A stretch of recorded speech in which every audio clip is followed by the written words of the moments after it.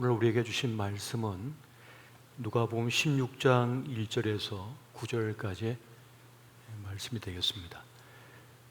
우리 한 절씩 보시고 마지막 9절은 같이 보시겠습니다.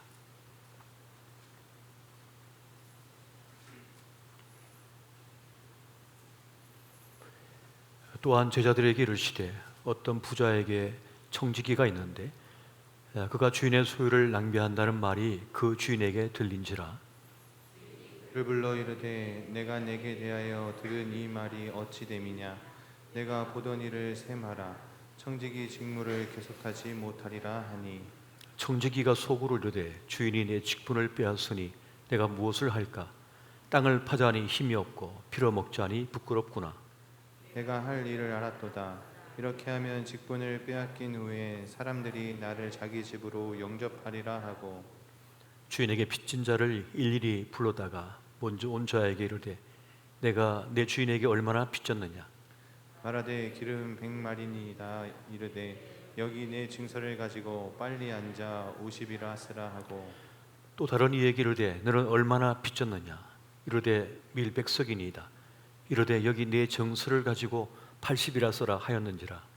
주인이 옳지 않은 청지기가 이를 지혜 있게 하였으므로 칭찬하였으니 이 세대의 아들들이 자기 시대에 있어서는 빛의 아들보다 더 지혜로움이니라. 다 같이 내가 너희에게 말하노니 불의의 재물로 친구를 사귀라. 그리하면 그 재물이 없어질 때에 그들이 너희를 영주할 초소로 영접하리라. 아멘.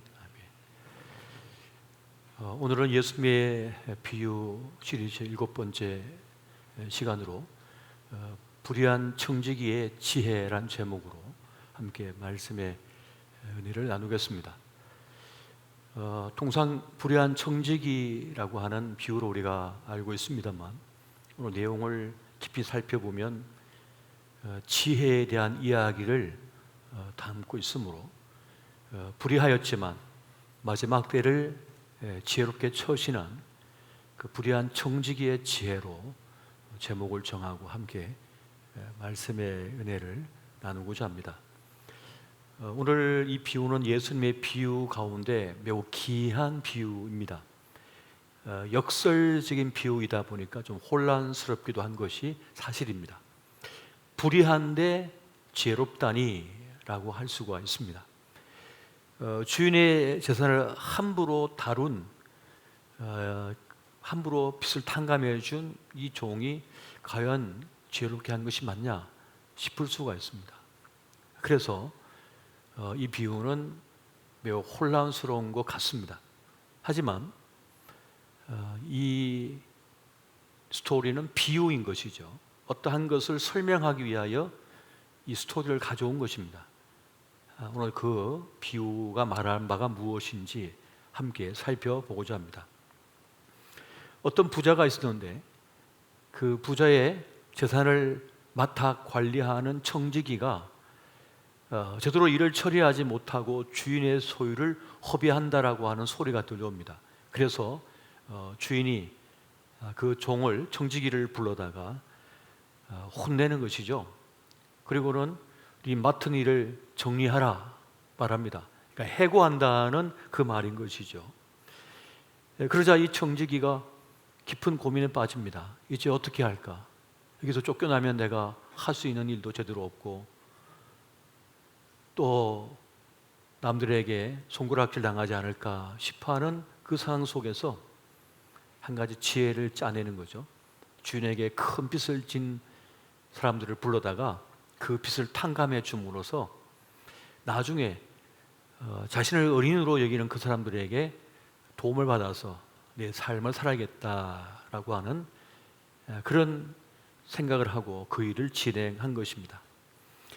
나중에 이 상황을 알게 된 이 주인이 이 청지기를 불러다가 그 주인의 재산을 함부로 관리해서 해고당하는 이 청지기가 또 주인의 것을 함부로 불이하게 한 것에 대해서 화는 냈지만 그 자신의 미래를 위하여, 내일을 위하여 한 행동에 대하여서는 지혜롭다라고 말씀을 합니다.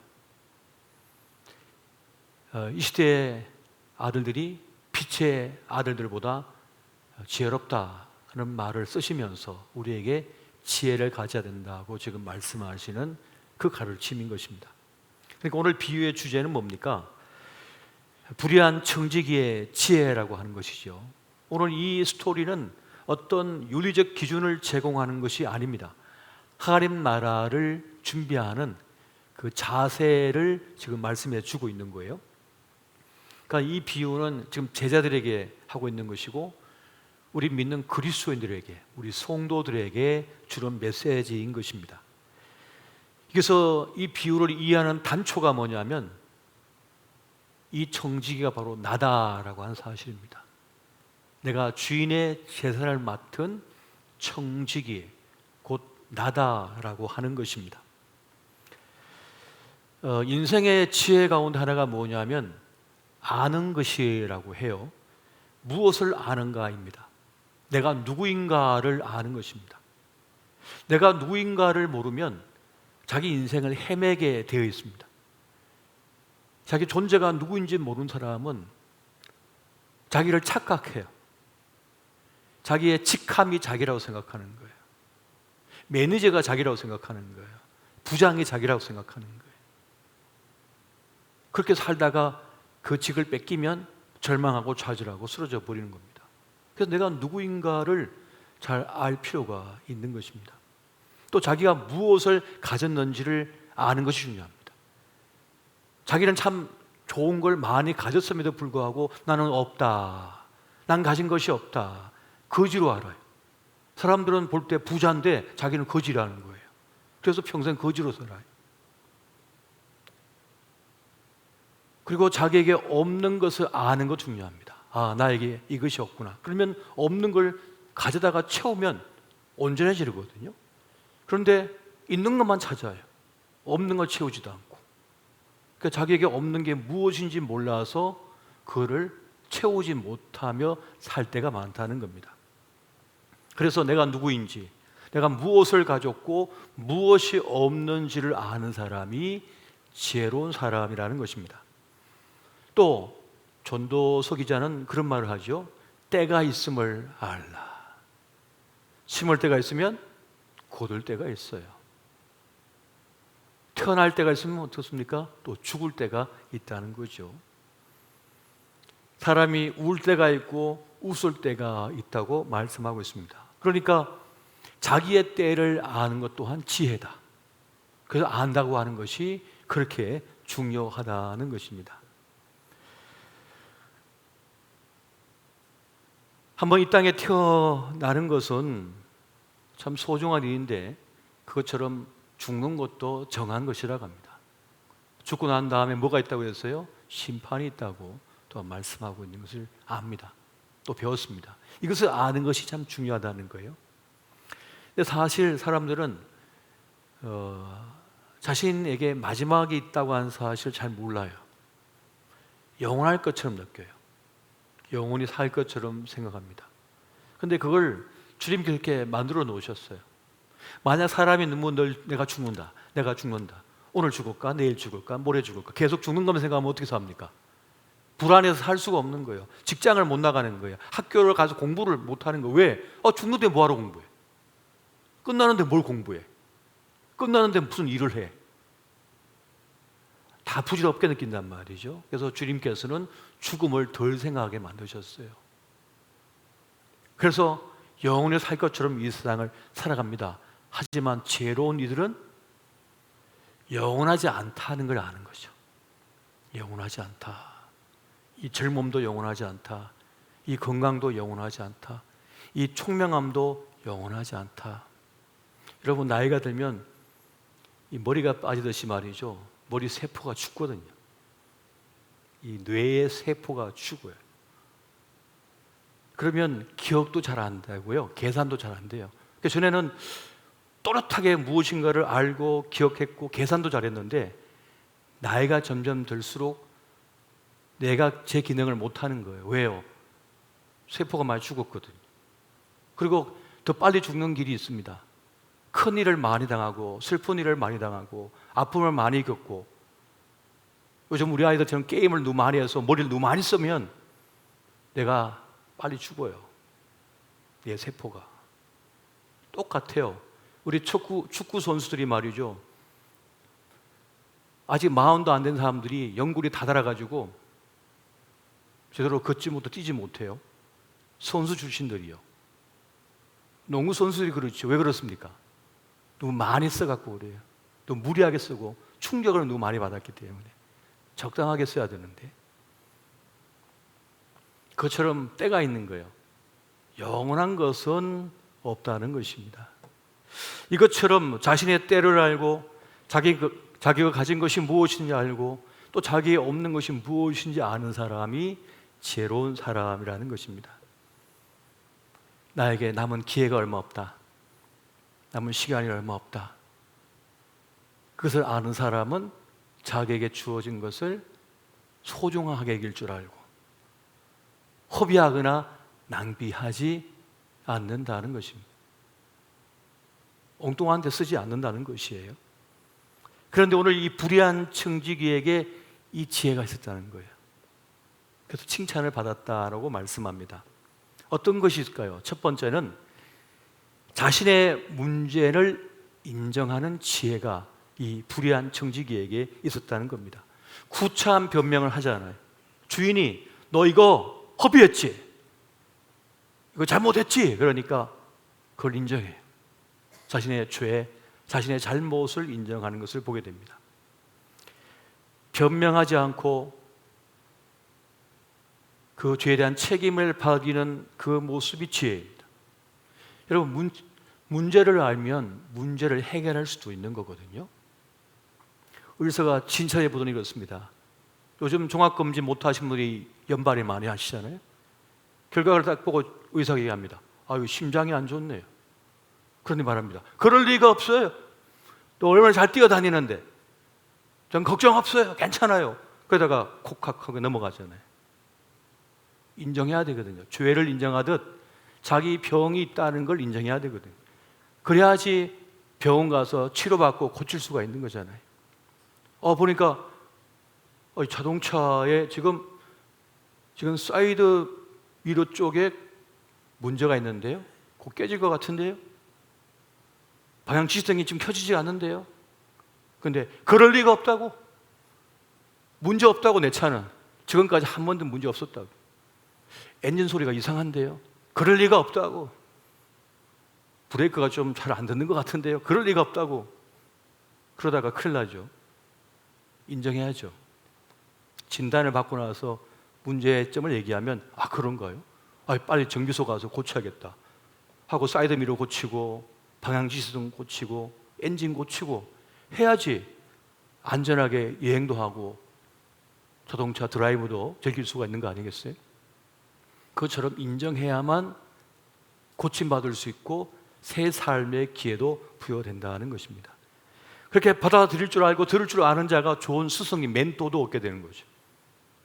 여러분, 코치가 있는 사람, 멘토가 있는 사람과 없는 사람의 차이는 어마어마한 차이가 난다고 그러지 않습니까? 몇십 년의 차이가 난다고 그랬어요. 최고 30년의 차이가 난다고 그랬어요.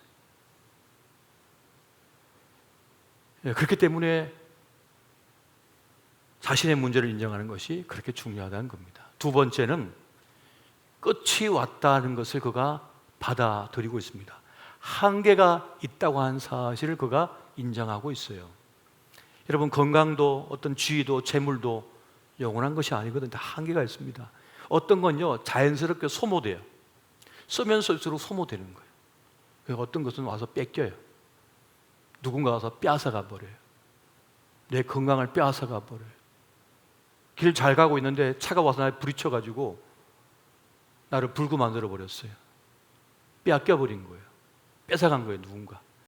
그냥 가만히 뒀으면 그 오른쪽 다리 80, 90세도 멀쩡할 텐데 누군가 와가지고 나를 부딪혀갖고 넘어뜨려가지고 다리가 부러지게 해갖고 평생 쩔뚝거리게 만들었어요.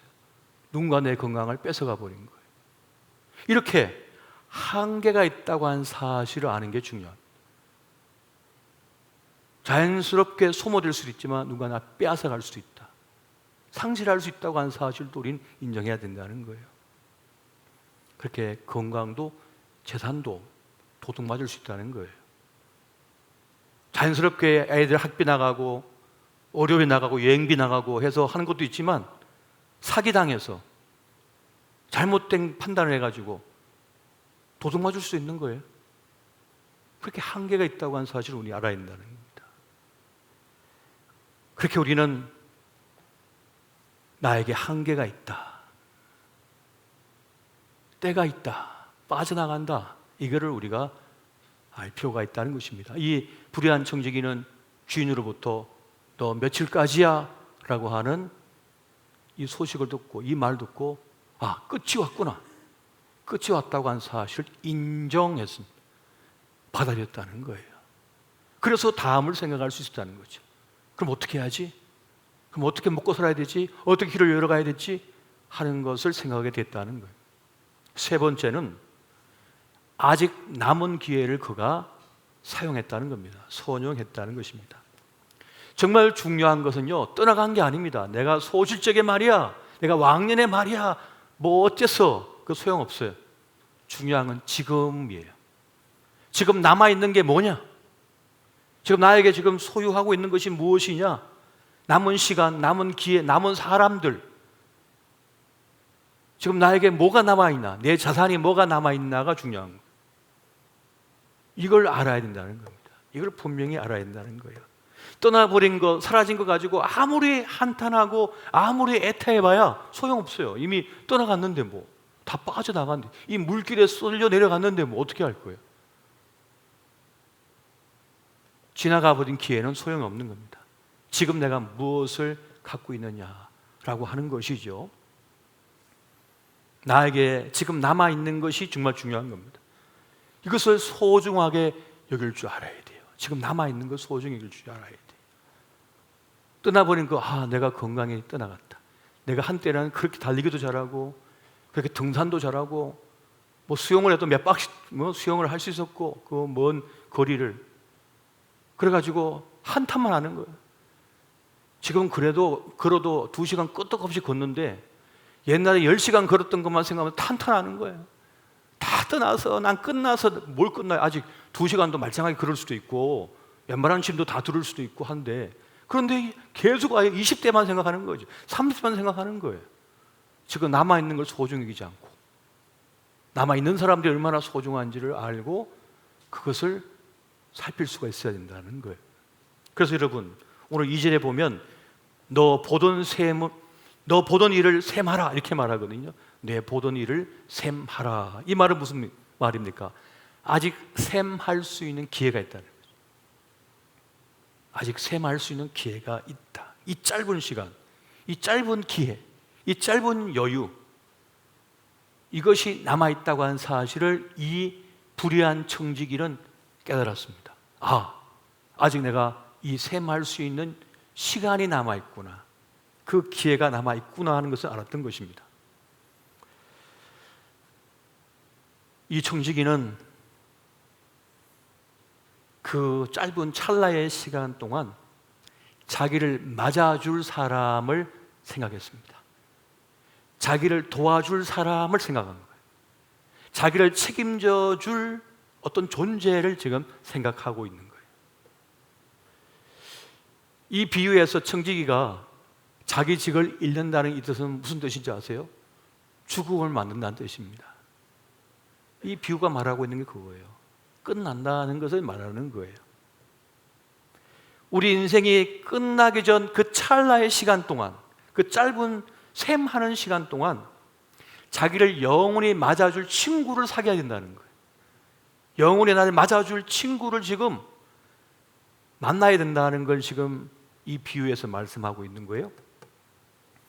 이 청지기처럼 우리도 머지않아 우리의 생명을 내려놓을 것입니다.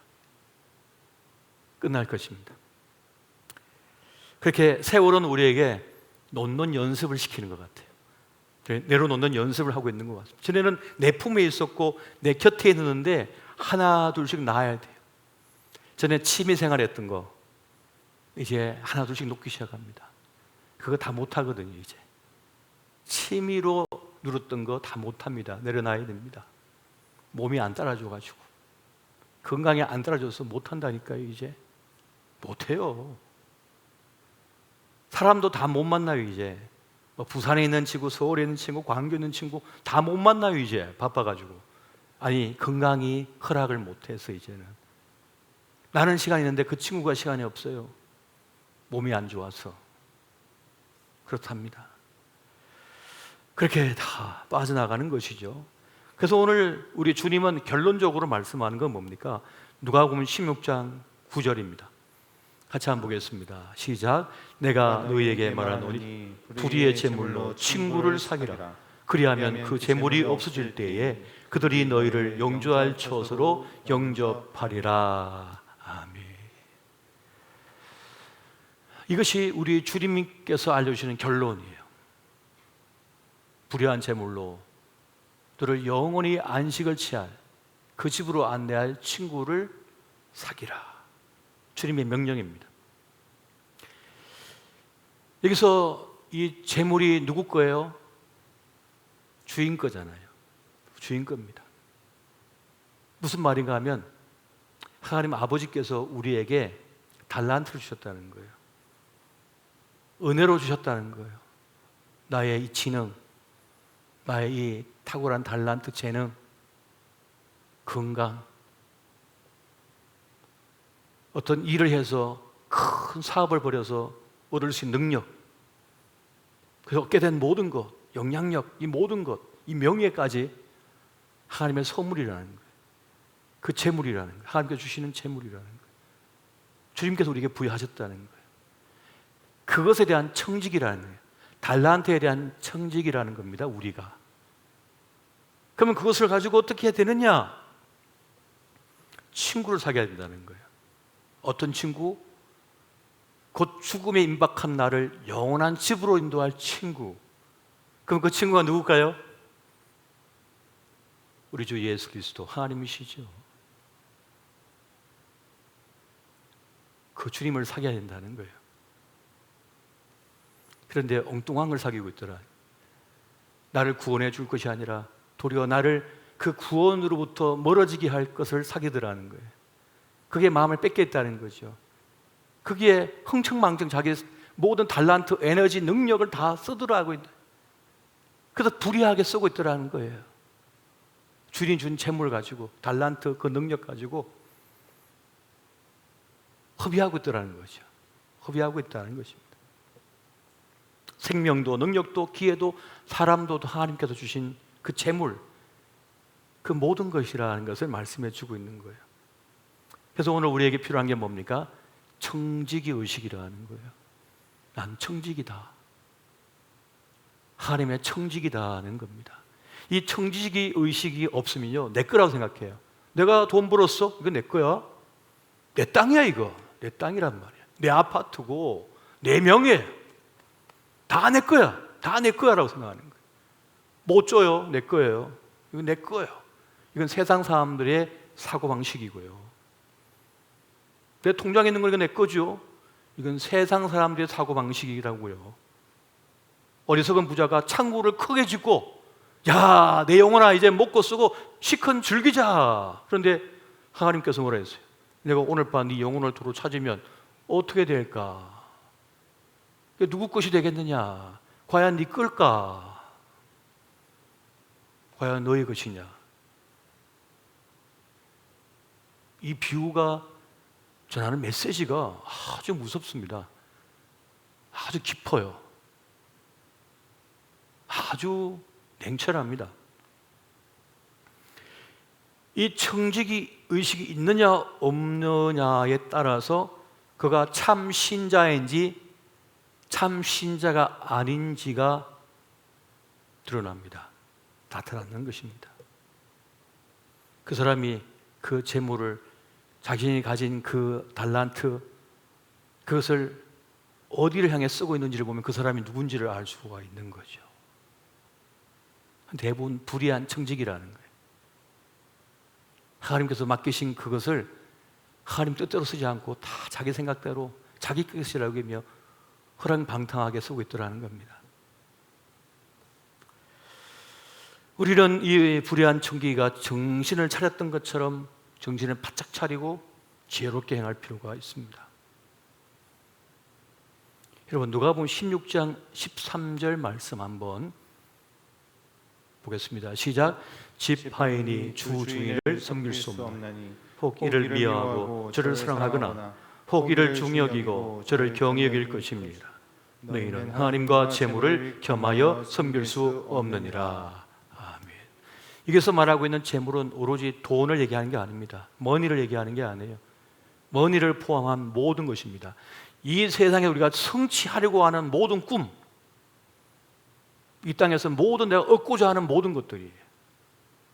그것이 재물로 지금 대변되고 있는 겁니다. 대표격으로요. 어떤 사람은 기업을 크게 하고 싶어하고, 어떤 사람은 아담한 집을 얻고 싶어하고, 어떤 사람은 인기를 얻고 싶어하고, 나름 자기 생각하는 바가 있어요. 그 모든 것들이 다 있다는 거예요. 그런데 주님께서 냉정하게, 자, 재물로 대변되어진 이 세상의 모든 것과 나 하나님, 이 두 주인을 겸하여 섬길 수 없다. 둘 중에 하나 선택하라. 지금 이 말씀하시는 거예요. 이 둘 중에 너 선택해! 라고 말씀하시는 거예요.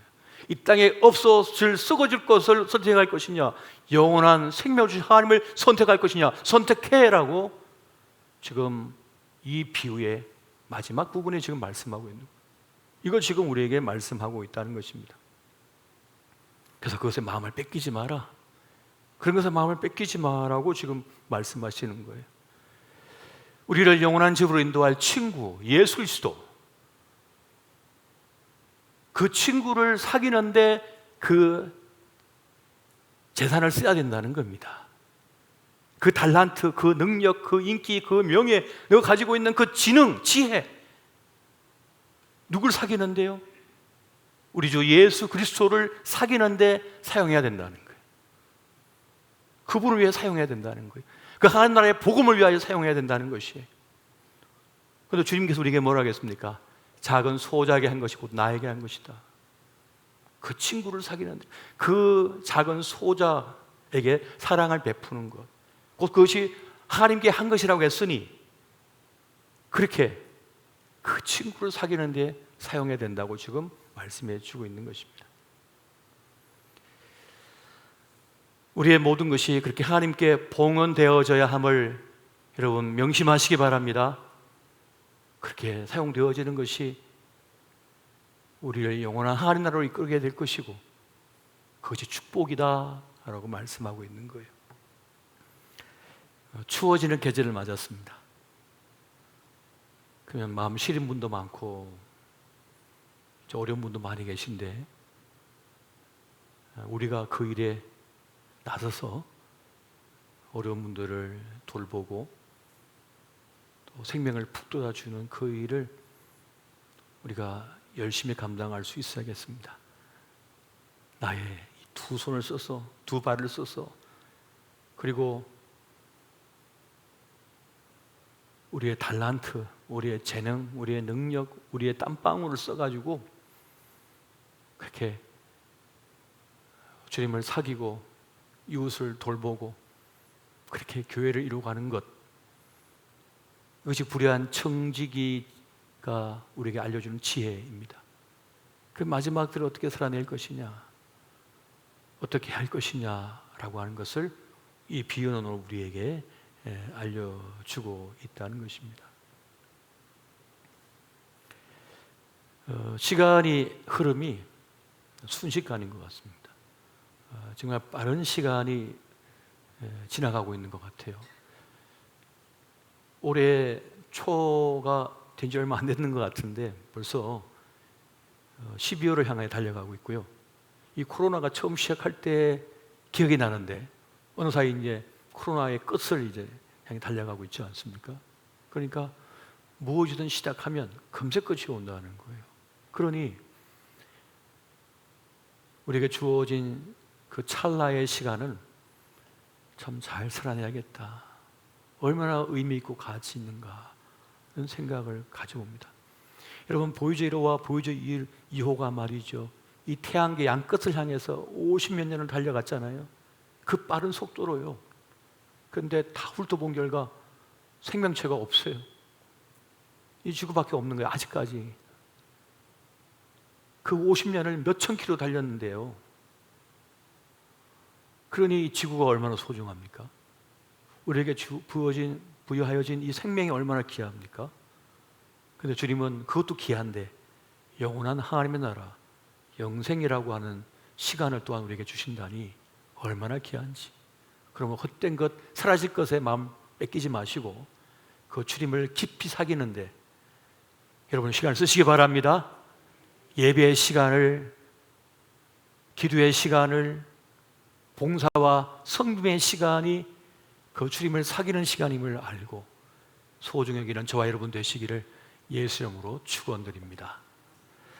우리 함께 기도하실 때 주님 우리에게 지혜를 주시옵소서. 이 악한 시대 속에서 어둠의 아들들보다 빛의 아들들이 어리석다고 말씀했는데 정말 지혜로운 주님의 사람들이 되게 해달라고, 우리에게 주어진 이 찰나의 시간을 허비하거나 낭비하지 않도록 도와달라고 이 시간 합심하여 함께 기도하시겠습니다.